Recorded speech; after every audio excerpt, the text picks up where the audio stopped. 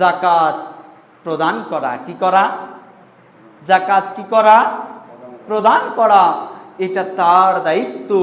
যাকাত বলেন তো এটি সুন্নাহ নাকি ফরজ? যাকাত হচ্ছে ফরজ।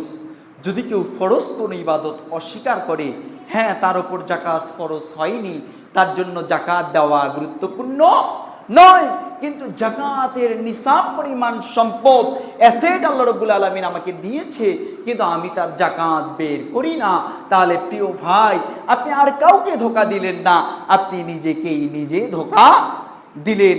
কারণ দুনিয়ার এই সম্পদ আপনি চলে যাওয়ার পর আপনার সন্তান ভোগ করবে, আপনার পরবর্তী আহার ভোগ করবে, কিন্তু আপনি মরে যাওয়ার পর যে আযাব ভোগ করবেন এর প্রিয় অংশ কি তারা ভোগ করবে? কিছুটা হলেও কি তারা ভোগ করবে? করবে না। তাহলে শুধুমাত্র দায়িত্বের জন্য নয়, বরং নিজের আখিরাতকে বাঁচানোর জন্য হলেও আমাদের উচিত আল্লাহ রাব্বুল আলামিনের ফরজ বিধান যাকাত এটা যথাযথভাবে প্রদান করা।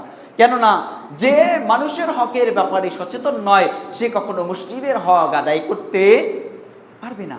কারণ যাকাত দেওয়া এটা কি আপনার দায়িত্ব শুধু নয়, এটা আপনার উপর অর্পিত আল্লাহ রাব্বুল আলামিনের বিধান। আপনার এই সম্পদের মধ্যে আরো 10 জন মিসকিন, অভাবী, দরিদ্র, হতভাগাদের অধিকার রয়েছে। কি রয়েছে? অধিকার। এটা তার হক, এটা তাকে ফিরিয়ে দিতে হবে।